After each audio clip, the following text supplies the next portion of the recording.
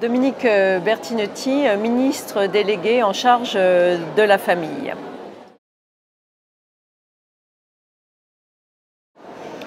C'est une présence double, à la fois parce que j'ai été auparavant maire du 4e et que j'ai trouvé que cette initiative était une initiative extraordinaire qui mettait vraiment le focus sur l'importance que les femmes ont à mener dans la conquête de l'égalité.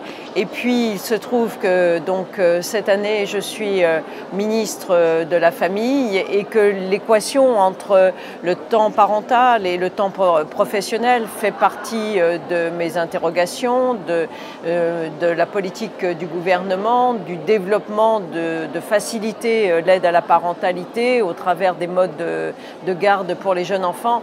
Donc j'avais de multiples raisons d'être ici présente. Oh, c'est pas tellement, je veux dire, une question qui s'adresse à moi personnellement, c'est plutôt d'incarner véritablement dans une société où le nombre de familles monoparentales qui sont dirigées par des femmes ne cesse d'augmenter, comment précisément la notion d'égalité entre les femmes et les hommes devient une vraie réalité. Dans les familles monoparentales, beaucoup de femmes quittent l'emploi faute de trouver un mode de garde pour leur enfant. C'est quelque chose d'insupportable parce qu'elles ne choisissent pas à ce moment-là.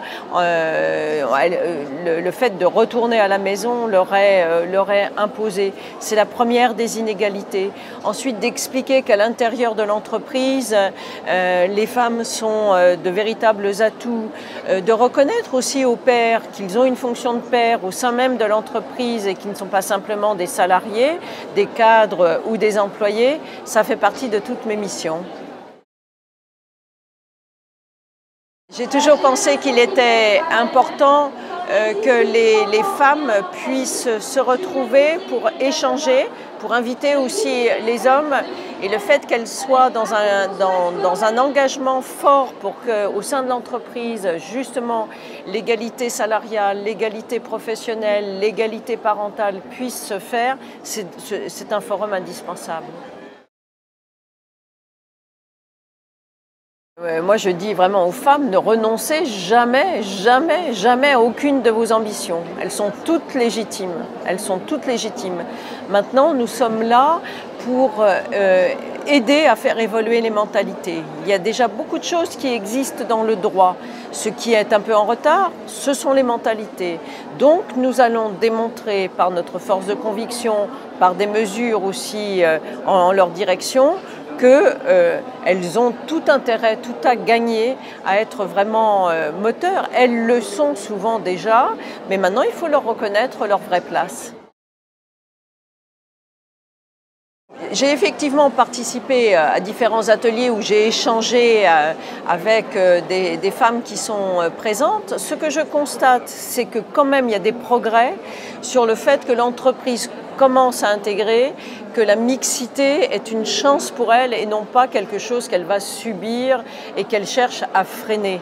Donc ça, c'est déjà un progrès. Quand je vois, par exemple, cette année qui a marqué lutter contre les stéréotypes, je dis c'est un progrès. Quand je vois que des entreprises marquent intégrer le temps parental, je vois que c'est un progrès. Alors, il ne faut pas se raconter d'histoire. Les chartes, par exemple, de la parentalité en entreprise, elles sont encore signées par trop peu d'entreprises. Il va falloir aussi se tourner vers les petites et les moyennes entreprises pour les aider aussi dans cette voie-là. Mais je pense qu'on est sur le bon chemin et qu'il faut que vraiment les politiques, les femmes, les entreprises mènent des actions conjointes pour cette égalité et cette mixité.